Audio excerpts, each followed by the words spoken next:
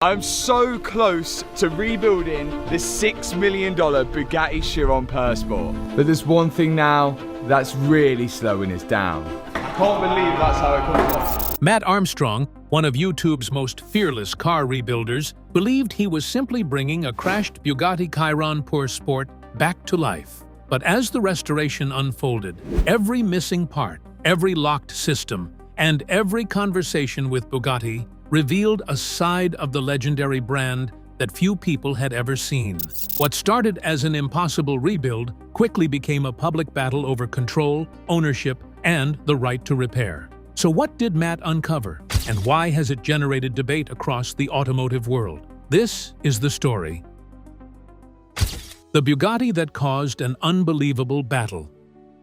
What should have been the final chapter in the life of a Bugatti Chiron Pur Sport unexpectedly became the beginning of one of the most talked-about stories in the automotive world. After the rare hypercar was involved in a crash, the damage appeared so extensive that the insurance company declared it a total loss. With shattered carbon fiber panels, deployed airbags, and serious structural concerns, the car was sent to a salvage auction, where most people believed it would quietly disappear forever. After all, cars this rare are not usually rebuilt once they reach that stage. They are often retired from the road for good, becoming little more than expensive reminders of what once was. But while almost everyone else saw an impossible project, Matt Armstrong saw an opportunity unlike anything he had ever faced. Known for taking badly damaged supercars that others had written off and bringing them back to life, Matt had built a reputation for succeeding where many believed success was impossible.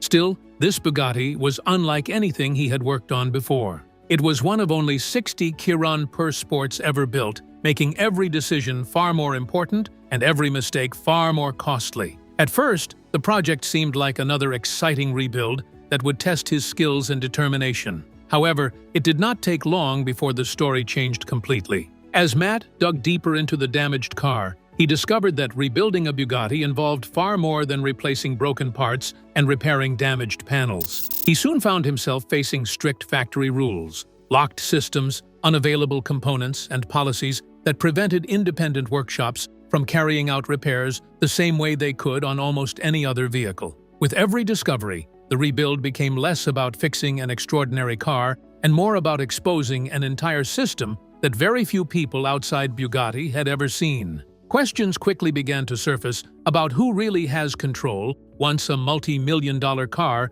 changes ownership. Does the buyer truly own the vehicle? Or does the manufacturer still hold the final say over its future? Before long, what started as a bold restoration project transformed into a worldwide debate, placing Matt Armstrong and one of the world's most exclusive car brands on opposite sides of an extraordinary battle. In an attempt to rebuild a crashed Bugatti, Matt Armstrong uncovered something few people outside Bugatti had ever experienced. But what exactly did he uncover? Would those discoveries help him complete the rebuild? Or would they make the entire project more complicated? Let's uncover the astonishing details. Bugatti's shocking decision. The entire rebuild took a dramatic turn the moment Bugatti became directly involved. After carefully inspecting the damaged Chiron Pur Sport, the company reached a decision that completely transformed what Matt Armstrong believed would be another ambitious restoration project. Instead of simply identifying the parts that needed replacing, Bugatti locked the car's vehicle identification number, commonly known as the VIN. That single move had enormous consequences. From that moment on, no authorized Bugatti dealership anywhere in the world could supply official replacement parts for that specific vehicle, no matter who requested them. For Matt, this was far more than an unexpected setback. It meant that rebuilding the car had gone from being incredibly difficult to seemingly impossible. Many of the most important components, including highly specialized structural parts, could no longer be ordered through normal channels. Even pieces that appeared simple became almost impossible to obtain. Without access to genuine Bugatti parts, every step forward became another puzzle with no obvious solution. Bugatti stood firmly by its decision and made no effort to hide its position. The company insisted that a hypercar with this level of damage could only be repaired safely at its factory in Molsheim, France. According to Bugatti, only its specially trained technicians, using exclusive tools, and factory-approved methods could restore the car correctly. In the company's view, allowing repairs anywhere else could put future drivers at risk, while also damaging the reputation and engineering excellence that Bugatti has spent decades building. As Matt continued digging deeper into the project, he discovered that this wasn't simply about repairing one damaged hypercar. It revealed how much influence Bugatti continues to have over its vehicles, even after they have been sold to private owners. The more he uncovered, the more surprising the situation became. What initially appeared to be an ordinary restoration slowly exposed a system built around complete factory control, exclusive repair procedures, and limited access to essential parts. That discovery sparked a much bigger conversation throughout the automotive world, raising difficult questions about ownership, independent repairs, and whether buying an ultra-expensive car truly gives someone complete control over what they legally own. Matt observed that Bugatti had locked the VIN of the car he intended to repair, making his work difficult. But what would he do to proceed? Could Bugatti be made to compromise its principles for this project? Or would they come up with an alternative solution away from Matt Armstrong? Let's find out. The internet forces Bugatti to respond. As Matt Armstrong's rebuild slowed down, the story grew far beyond the YouTube car community. What had started as an ambitious restoration project quickly turned into a worldwide debate that reached millions of people. Frustrated by Bugatti's refusal to provide support, the car's owner, Alex Gonzalez, decided to take the battle into the public spotlight. Through social media, he openly challenged the company and even issued a bold ultimatum, warning that if Bugatti refused to remove the restrictions on the car, he would explore making some of the missing parts himself through 3D printing. His post spread across the internet within hours, sparking heated discussions among car enthusiasts, mechanics, collectors, and everyday viewers. The growing attention placed on Bugatti puts it in a position that luxury manufacturers rarely find themselves in. Instead of handling the matter quietly behind closed doors, the company suddenly faced millions of people questioning its repair policies and asking whether owners truly have the right to fix vehicles they legally own. Rather than staying silent, Bugatti CEO Mate Rimac stepped into the conversation himself. He reached out directly to Alex, opening a line of communication in hopes of finding a solution before the disagreement became even bigger. His involvement surprised many people because it showed that the issue had reached the highest level inside the company. As discussions continued, another unexpected development emerged. Reports suggested that Bugatti's original repair estimate, believed to be more than $1 million, was later reduced to less than $700,000 if the repair was completed at the factory in France. That dramatic difference immediately raised new questions, with many wondering whether the intense public attention had encouraged Bugatti to become more flexible. Even so, Alex chose not to accept the revised offer. His concerns extended beyond the final price. He worried about giving up control of the project, facing uncertain repair timelines, and the possibility of additional costs appearing later. In the end, the public witnessed far more than a disagreement over one damaged Bugatti. They watched an extraordinary confrontation that offered a rare glimpse into how one of the world's most exclusive car makers responds when its long-standing policies are challenged in front of a global audience. Despite the owner of the car challenging Bugatti over locking information that would make the rebuild easier, Bugatti offered to rebuild the car themselves, but the owner declined. But what option would Matt be left with? Could he discover an alternative to the repair, or would every option become even more complicated? Let's find out. The rebuild becomes even harder.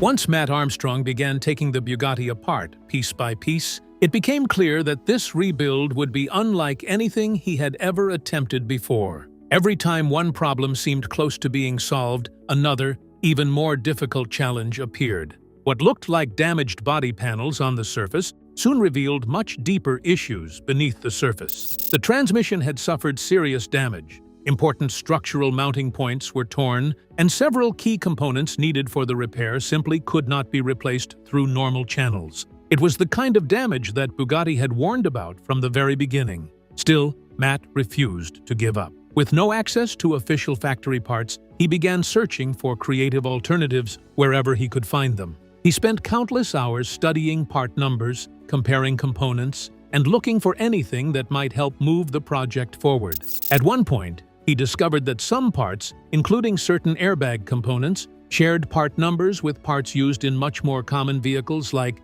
the Audi A3. For a brief moment, it looked like he had finally found a breakthrough.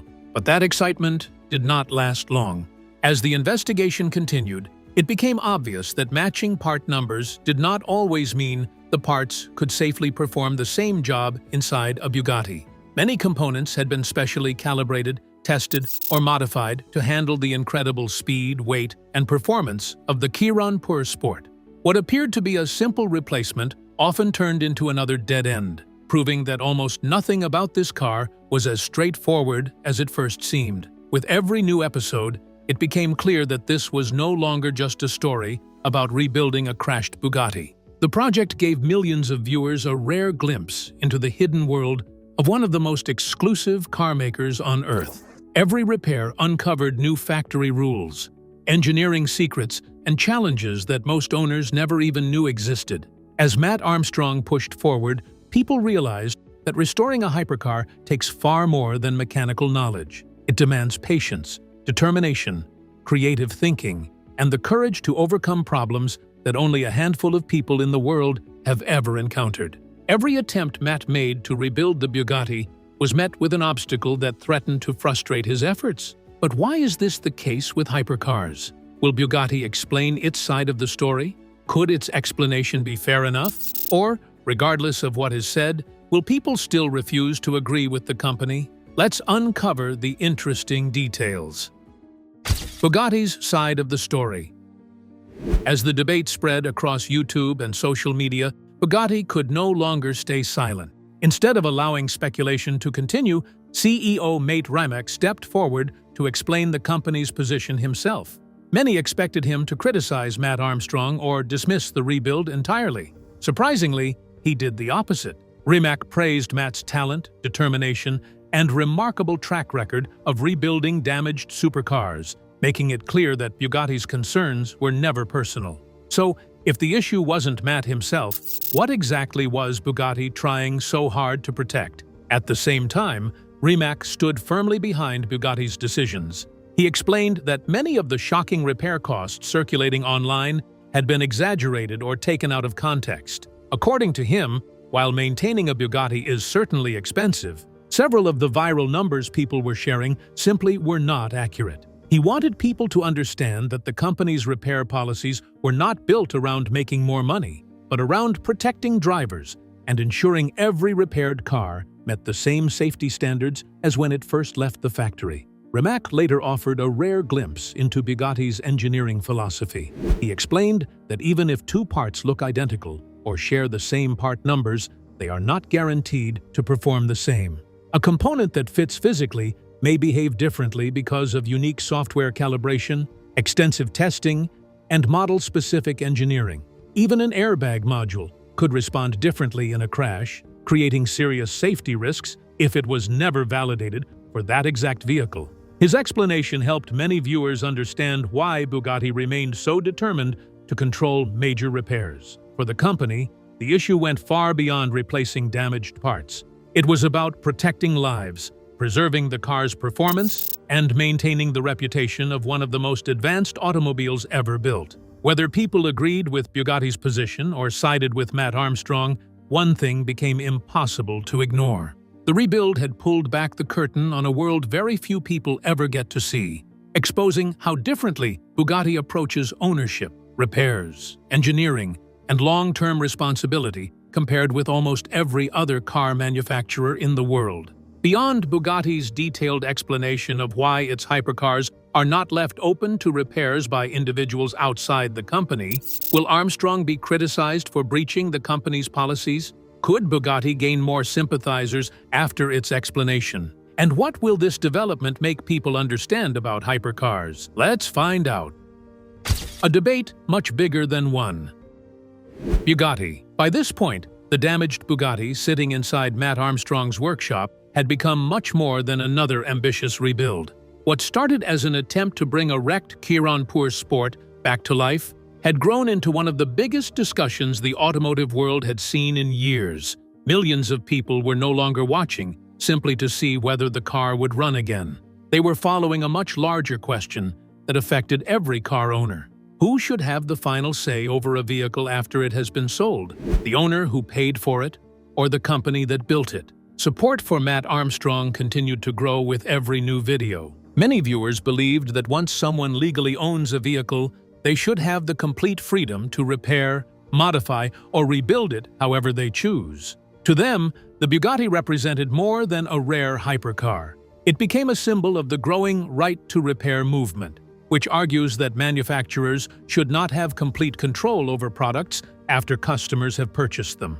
Supporters of Bugatti argued that a 1,500-horsepower hypercar should never be repaired like an ordinary vehicle. They believed even minor mistakes could have dangerous consequences, making strict factory oversight essential. From their perspective, Bugatti's policies existed to protect safety, preserve engineering standards, and ensure every repaired car remained reliable. The discussion quickly spread across online forums, social media, podcasts, and automotive communities around the world. Every new update sparked fresh arguments, with experts and enthusiasts examining every decision made by both Matt and Bugatti. Some praised the company for refusing to compromise on safety, while others criticized what they saw as excessive control over vehicles that customers legally owned. In the end, the rebuild exposed far more than Bugatti's repair policies. It opened a global conversation about ownership, responsibility, liability, innovation, and consumer rights. What began as one YouTuber trying to save a damaged hypercar forced millions of people to rethink where manufacturers should draw the line between protecting customers and limiting their freedom. But what impression will this project leave on people, Armstrong and Bugatti? And could this project become Armstrong's biggest achievement? Let's unravel the details. More than just a Bugatti rebuild. As the Bugatti Chiron Pur Sport slowly moved closer to becoming drivable again, something unexpected happened. The damaged hypercar was no longer the biggest part of the story. Instead, the rebuild had opened the eyes of millions to a side of the automotive world that very few people had ever seen before. What began as one YouTuber's ambitious attempt to save a wrecked Bugatti had grown into a much bigger conversation about ownership, technology, manufacturer control, and the future of repairing some of the world's most advanced cars. Throughout the project, Matt Armstrong discovered that rebuilding a modern hypercar involved far more than replacing damaged parts and putting everything back together. Every stage of the repair revealed another layer of complexity. Specialized engineering, factory-only procedures, restricted components, and advanced safety systems showed just how different a Bugatti is from almost any other vehicle on the road. The experience also highlighted the enormous challenges independent workshops face when trying to repair cars that manufacturers believe should only be serviced inside their own facilities. At the same time, the rebuild exposed Bugatti's unique approach to protecting its vehicles long after they leave the showroom. The company's strict policies, factory repair standards, and refusal to supply certain parts sparked a worldwide debate about where customer ownership ends and manufacturer responsibility begins. Some people believed Bugatti was simply protecting lives and preserving the engineering quality of one of the fastest production cars ever built. Others argued that once someone legally owns a vehicle, they should have the freedom to repair it however they choose. Whether people supported Matt Armstrong or agreed with Bugatti, one thing became impossible to deny. This project had completely changed the conversation. It wasn't simply about bringing a crashed Bugatti back to life anymore. It had exposed how modern hypercars are built, how tightly manufacturers protect them, and why repairing them is far more complicated than most people ever imagined. Long after the final repairs are completed and the Chiron Pur Sport returns to the road, this remarkable rebuild will be remembered for something even bigger than the car itself. It pulled back the curtain on one of the world's most exclusive automotive brands and gave millions of people a rare look inside an industry that normally operates far from the public eye. That may become Matt Armstrong's greatest achievement, because He didn't just rebuild a Bugatti, he changed the way people think about repairing one. So, what do you think? Was Bugatti right to restrict the repair? Or should Matt have had complete freedom to rebuild? We would love to hear your thoughts in the comments below. Don't forget to like and subscribe.